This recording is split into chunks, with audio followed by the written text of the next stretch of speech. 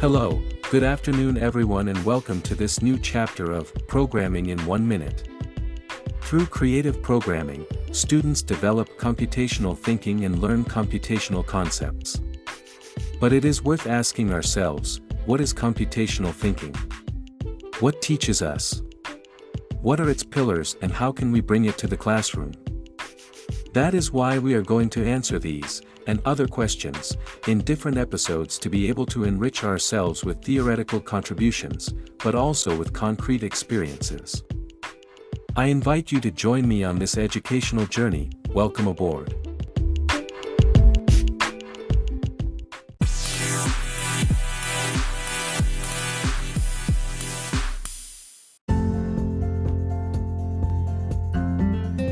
To begin, we have to start defining what computational thinking is.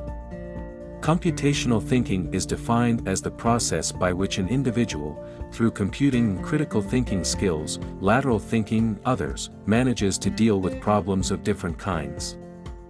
The term has its origins in the ideas of Seymour Papert, but it is Jeanette Wing who develops it. From the digital education approach, computational thinking is understood as a process that allows us to formulate, analyze, and solve problems in the world around us through concepts and strategies typical of computational sciences, such as using sequences of ordered instructions to reach a solution. It begins to be incorporated during the initial level through educational proposals that recover recreational activities that include movement, the use of specific materials and the use of digital devices and environments. During the primary level, the learning progressions to promote the development of computational thinking focus on the progressive and sustained development of key strategies for the formulation and resolution of problems that the student group is expected to go through in their primary schooling. At this level, students are expected to understand and apply concepts such as abstraction, decomposition, algorithms and patterns, and put into practice debugging, collaboration, evaluation and remix in solving different types of challenges, with and without technology. During the secondary level, these strategies are resumed, but the approach to understanding them within broader procedures in which they are articulated and interrelated becomes more complex. Well, having then defined what computational thinking is and how it can be incorporated into the different educational levels, we are then going to see the regulatory framework of all this, that is, why it should be given or worked on in the classroom. So, we have some background information that can in some way illuminate or also support us as to why we should teach this content in the classroom. First of all, we have the National Education Law 26206, which speaks of the need to generate pedagogical conditions for the management of ICTs and the development of the necessary capacities for the understanding and intelligent and critical use of new languages produced. Then we have a resolution of the Federal Council of Education No. 26315 that says that the teaching and learning of programming is of strategic importance in the national educational system during compulsory schooling to strengthen the economic and social development of the nation. It includes knowledge necessary to be able to formulate effective and systematic solutions to different types of logical problems. We also have a contribution that the UN gives us about the 2030 Agenda for Sustainable Development. And the UN is very clear about this when speaking about these issues.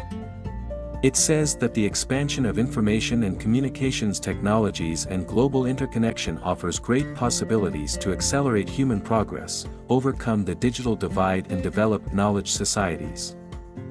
And finally, a resolution also from the Federal Council of Education No. 343/18, referring precisely to the priority learning nuclei, the famous NAP, says that the approval of these NAP on digital education, programming and robotics is a valuable reference of national character.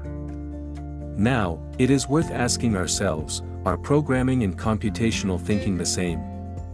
Computational thinking, as we define it, is a problem-solving process that uses logical organization and data analysis.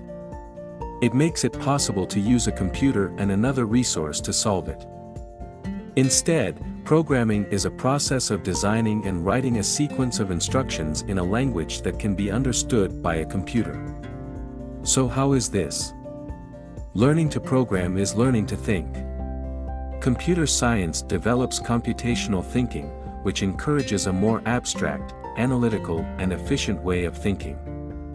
Computational thinking includes skills such as modeling, decomposing a problem, processing data, creating algorithms, generalizing.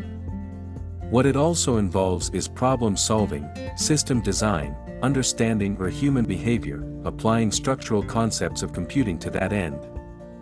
So, both programming and computational thinking are important for learning. That is, we must take into account that these fields of knowledge include or are related to both logic and abstraction, as well as the possibility of expression and creativity of our students. In addition to ambiguity, since there are several ways to solve a problem and some are never completely solved. By then converting thought into an object through procedures, algorithms, and a data structure, personal knowledge becomes public and can be shared with others. Computational thinking is a process in which the resolution of a problem is carried out. We have to understand that. It can be used to solve everyday problems. It allows you to have a new perspective, a new look, and carry out different solutions that are not easily considered by other people. That is, it helps us broaden our view of the world around us. That's why computational thinking involves identifying a problem and defining it, breaking down a complex system into manageable parts, collecting, organizing, and analyzing data. Represent that data or information through abstractions, formulate and test hypotheses, plan solutions using ordered sequences of steps or tasks. Design and implement solutions that achieve the most efficient and effective combination of steps and resources, be able to generalize and transfer solutions or strategies to other problems. Be able to understand instructions or sequences.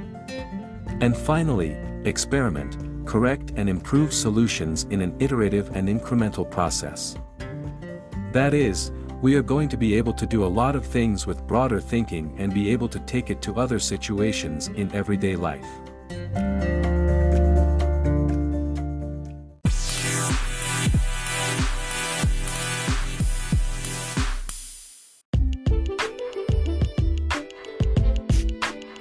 So, ultimately, computational thinking is an essential skill in today's world, because it helps us solve problems efficiently and effectively, and prepares us for the future. Once again, then, I thank you for your time, I thank you for listening to me, and we are going to be meeting in a new episode where we will deepen this topic of computational thinking and its importance in education. A hug.